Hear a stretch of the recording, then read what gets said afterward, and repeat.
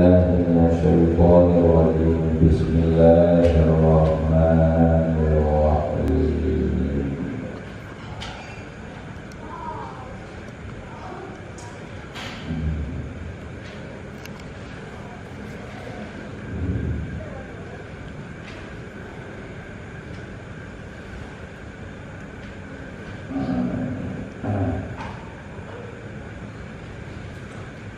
Bismillahirrahmanirrahim. Wa adzatu sifatil ma'nawiyyah wadhihatun min hari. Lan utawi pirang-pirang lalawanan sakira sifat bangsa ma'nawiyyah. Wadhihatun iku kang pertela min hadihi saking ilahi sifat. Min hadihi saking ikilah iki afdal sifatil ma'nawiyyah. Shin qala syarih yang menjayanya annaka idza arafta kaunati bil qudratil ammati al-'ajza ing satune sira iku tatkala ngarepaken sira iku tatkala weruh sira ing anane lalawanan sifat kudrat kang sumarapan al-'ajza iku apa an mungkin lima saki kang mungkin bi mungkin lazima yakuna di sifatil ma'nawiyatil lazimatil kubra maka wajib apa yang tahan naokola lawanan sifat bangsa ma'nawiyah kang lazim bil qudratil kubra wa hiya kaunuhu ta'ala qadiran ala jami'il mumkinat lalu tawi iya sifat ma'nawiyah itu anami Allah Ta'ala itu kang kawasa ala jami'il mungkinat ing atase sakabeh kang mungkin kaunuhu ajizan iku anami Allah itu kang apes an mungkin iman saking kang mungkin bi mungkin wa hakada lan eling kaya mangkono kaunuhu ajizan an mungkin iman ulu sifatin makna utawi saban-saban sifat kang indah maknane fa inna bidah bil sifatil ma'nawiyah maka satu lawanan sifat iku lawanan sifat bangsa ma'nawiyah alazimati laha kang sifat wa billahi taufiqu lan iku kepada Allah atau itu dari jalur itu. Bismillahirrahmanirrahim.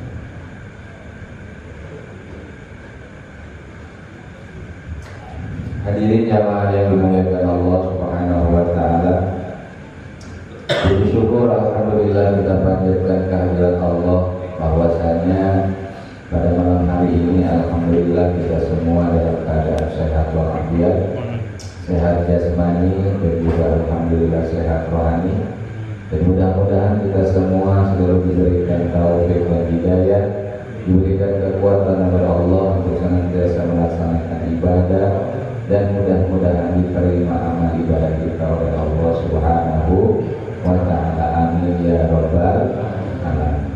Dan juga mudah-mudahan seluruh apa yang diberikan oleh Allah kepada kita sebagai bahan fasilitas buat kita agar menambah bekal amal ibadah yang amal ibadah soleh buat bekal kita di akhirat nanti. Amin ya rabbal alamin.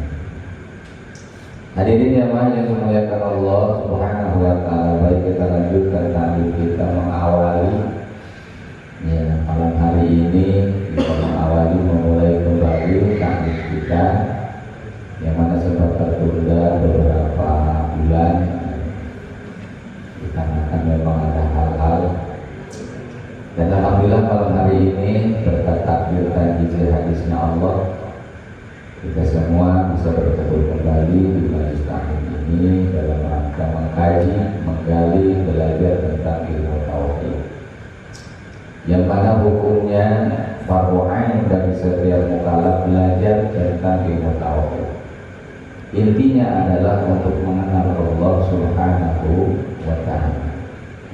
kita sebagai mukallaf dituntut oleh Allah Subhanahu wa taala untuk mengenal Allah.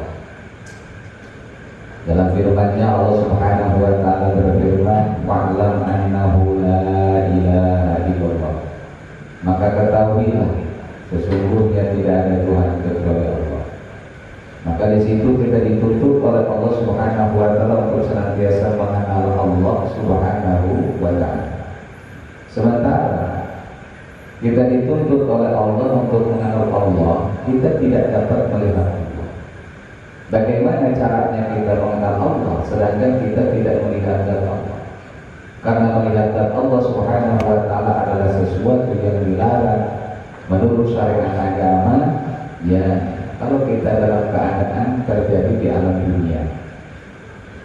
Kecuali adalah satu makhluk Allah yang sangat istimewa, yang diberikan keistimewaan oleh Allah, yang berbagi dengan Nabi besar Muhammad Shallallahu Alaihi Wasallam.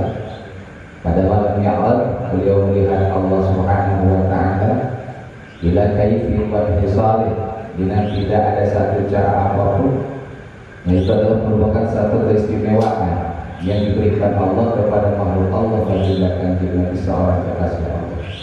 Adapun selain daripada baginda Kanjeng Nabi, maka tidak ada satu pun makhluk Allah untuk diperkenankan melihat Allah ketika terjadi di dunia.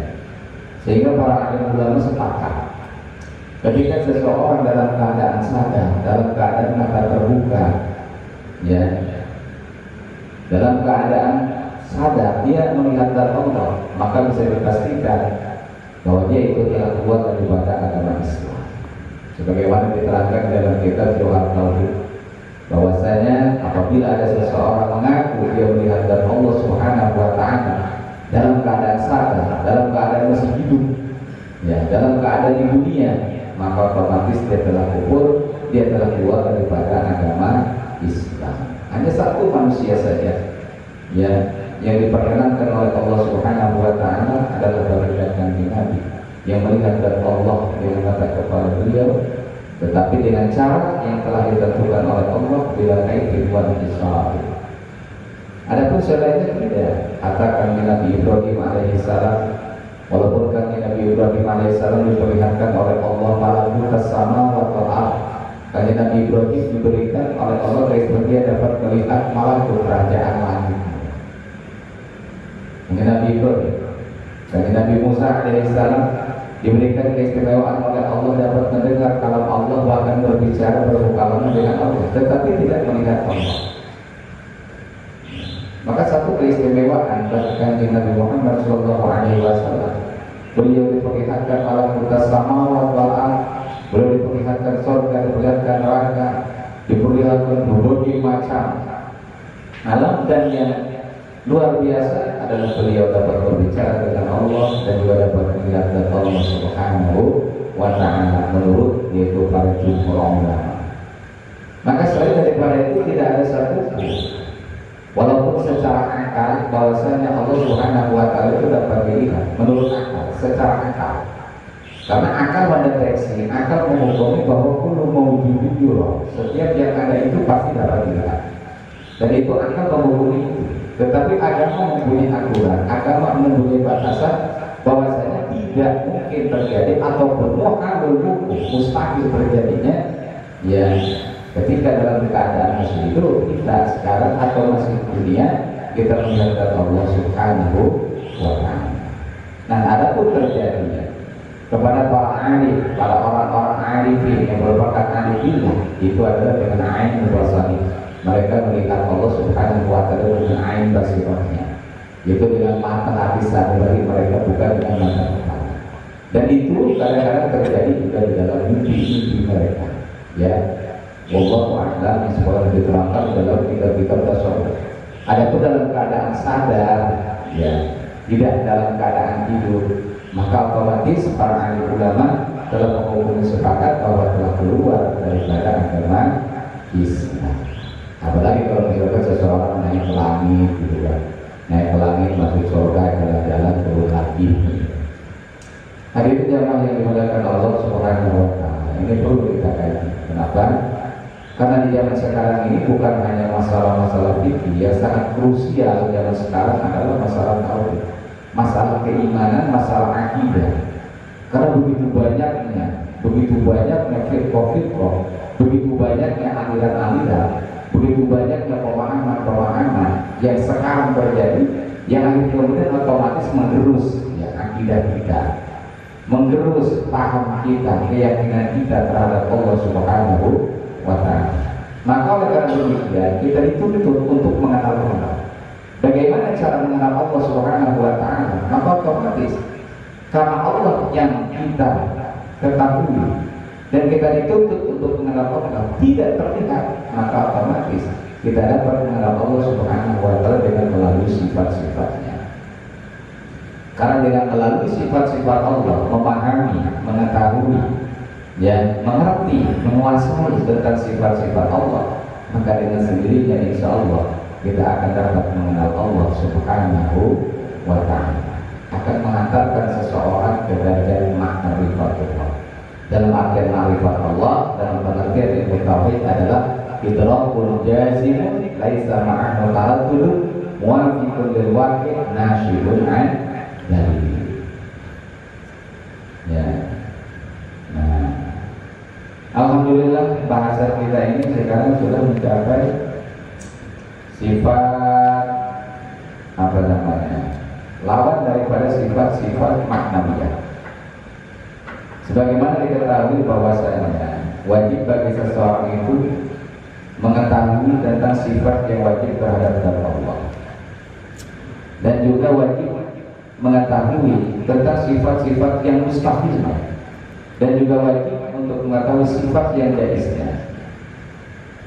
Sehingga dalam masalah ini, di dalam akidah Ahlussunnah wal Jamaah pun memang ada perbedaan sedikit antara pendapat Imam Asy'ari dan Imam Abu Mansur Al-Maturidi, yang notabene mereka berdua adalah pembangun mazhab akidah Ahlussunnah wal Jamaah sebagai perumus, sebagai pemetode, perumus, penyusun, yaitu akidah Ahlussunnah wal Jamaah dalam hal-hal ketuhanan, dalam hal-hal kenabian, dalam hal-hal akidah yang bersifat gaib. Maka mereka berdua lah adalah pembangun mazhab akidah Ahlussunnah wal Jamaah.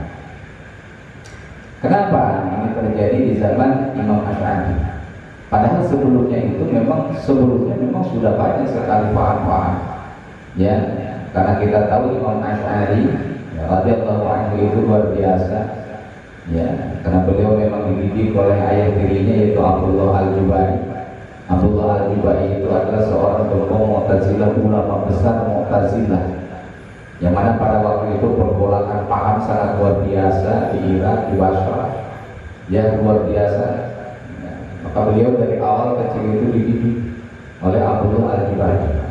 Tetapi semakin berkembangnya, semakin tajamnya pemahaman Imam Asy'ari, kemudian beliau menggali dan belajar kepada guru-guru, ya, yang berakhir Ahlussunnah wal Jamaah. Cuma pada waktu itu belum ada metode, belum dirumuskan akidah Ahlussunnah wal Jamaah. Ya, kemudian beliau berguru kepada Imam As-Sadi, kemudian beliau berguru kepada Imam Az-Zakaria, kemudian beliau berguru Imam Zakaria berguru kepada Imam Ahmad bin Hanbal, Imam Ahmad berguru kepada Imam Syafi'i, dan seterusnya dan sampailah kepada Rasulullah Shallallahu Alaihi Wasallam. Nah, adapun kemarin beredar adanya sanad keilmuan daripada akidah Ahlussunnah wal Jamaah yang kemudian dinisbatkan kepada Syekh Abdullah Al-Jubai itu kurang tepat. Kenapa? Karena Abdullah Al-Jubai itu adalah Mu'tazilah. Itu guru besarnya Mu'tazilah pada waktu itu. Ya. Dan kemudian setelah menguasai tentang akidah yang sebagaimana dipahami oleh Rasulullah dan para sahabatnya, maka itu kemudian berdebat. Imam Asy'ari dengan ayah tirinya sekaligus gurunya berdebat tentang masalah akidah, dan akhir kemudian ya, Syekh Abdullah Al-Jubai kemudian kalah dalam debatnya. Kemudian sebelum meninggal beliau masuk dan ikut, yaitu kepada akidah Ahlussunnah wal Jamaah. Jadi kurang tepat ketika menisbatkan guru ataupun sanad keilmuan akidah Ahlussunnah wal Jamaah kepada Abdullah Al-Jubai, karena beliau adalah seorang Mu'tazilah, walaupun pada akhirnya kemudian ikut kepada Imam Asy'ari. Nah, baru dari situ dirumuskan, ya, Tentang bagaimana caranya kita beriman kepada Allah Subhanahu wa taala, yaitu dengan menyusun ya, sifat-sifat Allah, dengan menggali hukum daripada Al-Quran dan Hadis, kemudian beliau susunkan, kemudian dapatlah yaitu sifat 20 ataupun disebut dengan apa namanya, aqwaidul iman. Tetapi memang ada perbedaan sedikit. Perbedaannya adalah bahwasanya Imam Asy'ari menetapkan sifat yang wajib terhadap Allah Subhanahu wa taala itu cuma 13. Kenapa 13? Ya dari mana 13 ini? 13 ini adalah dari sifat yang wajib terhadap Allah Subhanahu wa taala, dari mulai sifat wujud sampai sifat alam. Wujud idam baqa mukhalafah lil hawadits qiyamu ta'ala bi nafsihi wahdaniyat qudrat iradah ilmu hayat sama basar alam. Jadi sifat nafsiyah, sifat salabiyah, dan sifat ma'ani saja. Adapun sifat maknawiyahnya ini tidak dirincikan oleh Imam Asy'ari. Kenapa tidak dirincikan? Karena pendapat Imam Asy'ari, ketika seseorang sudah menguasai sifat nafsiyah, sudah mengerti tentang sifat salabiyah, sudah mengerti tentang sifat ma'ani, maka otomatis seseorang itu pasti dia akan mengetahui, bahkan bisa mengerti tentang sifat maknawiyahnya. Maka oleh Imam Asy'ari dia cukupkan 13 sifat saja. Maka jangan kaget ketika misalkan kita mengkaji kitab-kitab ya, seperti kitab Aqidah Qawaid, kitab Kifayatul Awam misalnya, ya di situ diceritakan perbedaan sedikit antara Imam Asy'ari dan Imam Abu Mansur Al-Maturidi. Ya, sebetulnya hanya dalam masalah penghitungan saja. Adapun masalah pengertian penjabarannya itu sama. Nah, adapun Imam Abu Mansur Al-Maturidi menetapkan sifat maknawiyah, artinya apa? Tetap dalam hitungannya itu tetap harus diikutkan, artinya 20 sifat. Maka 20 sifat ini adalah paham Imam Abu Mansur Al-Maturidi. Ya. Nah, kalau Imam Asy'ari hanya menetapkan 13 sifat, itu namanya as-sabilul iktisar, yaitu secara ringkas. Sedangkan Imam Abu Mansur Al-Maturidi menetapkan sifat 20 kepada Allah yang wajib diketahui, wajib diimani oleh seorang mukallaf, adalah ada sabilul basti, itu secara detil, secara terperinci. Selain daripada itu, kedua-duanya sama. Dalam artian bahwasanya selain daripada wajib mengetahui tentang sifat 20 ataupun ke-13 sifat yang wajib terhadap Allah Ta'ala, bagi seorang mukallaf juga harus mengindikasikan bahwasanya Allah Subhanahu wa Ta'ala wajib tersifati dengan seluruh sifat-sifat kesempurnaan, dan Allah Subhanahu wa Ta'ala mustahil tersifati oleh seluruh sifat-sifat kekurangan. Jadi secara terperinci 20 sifat ataupun 13 sifat, secara keseluruhan, secara global, secara iman adalah wajib bagi seorang mukallaf mengimani, wajib bagi seorang mukallaf meyakini bahwa Allah tersifati oleh seluruh sifat kesempurnaan dan suci daripada sifat kekurangan. Begitu. Hadirin jamaah yang dimuliakan Allah Subhanahu wa Ta'ala. Nah, setelah kemarin kita selesai yaitu membahas tentang sifat ma'nawiyah. Ya, sifat ma'ani bukan sifat ma'nawiyah. Sifat ma'ani jumlahnya 7, dimulai daripada sifat qudrat, iradat, ilmu, hayat, sama, basar, alam. Ya. Dari mulai sifat qudrat, iradat, ilmu, hayat, sama, basar, alam. Dan data-data atau ciri daripada sifat ma'ani adalah wujudiyah. Artinya wujudiyah itu adalah bangsa wujud, bangsa ada. Sehingga di dalam kitab-kitab tauhid, ya itu rata-rata mengatakan lau kusifa anil hijab la ra'ayna wa asma'na. Seandainya akan dibukakan hijab oleh Allah Subhanahu wa Ta'ala di mata kita, dibukakan hijab oleh Allah daripada telinga kita, la ra'ayna, pasti kita dapat melihat sifat ma'aninya Allah. Kita dapat mendengar sifat ma'aninya Allah Subhanahu wa Ta'ala. Seperti halnya yang terjadi kepada Nabi Musa alaihissalam, karena sifat kalam ini adalah tergolong sifat ma'ani dan adalah data ciri daripada ma'ani adalah wujudiyah, maka otomatis itu bisa terpanca indera. Panca indera kita bisa merasakan, bisa menentukan, bisa melihat, bisa mendengar daripada sifat ma'aninya Allah Subhanahu wa ta'ala jika dibukakan hijab itu oleh Allah. Dan itu terjadi kepada kanjeng Nabi Musa alaihissalam. Bagaimana beliau mendengar kalam Allah Subhanahu wa ta'ala, tetapi tentu dengan mukalamah, mendengar kalam Allah itu min ghairi harfin wala sautin, tidak dengan suara, tidak dengan huruf, dengan tidak satupun daripada sifat-sifat kalam makhluk, tidak satupun kalam Allah daripada sifat-sifat kalam hawadis. Dan itu Allah Subhanahu wa ta'ala memberikan cara tersendiri kepada kanjeng Nabi Musa alaihissalam. Dan apa yang terjadi ketika kanjeng Nabi Musa mendengar kalam Allah? Subhanallah, beberapa lama kanjeng Nabi Musa itu selalu menutup telinga. Beliau selalu menutup telinga ketika mendengar suara apapun. Kenapa? Karena saking tidak enaknya, karena saking tidak senangnya, karena saking jeleknya suara tersebut. Ketika dia berbicara atau mendengar suara, dia tutup telinga. Kenapa? Karena saking jeleknya yang dia dengar. Karena itu adalah asal bekas daripada mendengar kalam Allah Subhanahu wa ta'ala. Contoh seperti kita saja.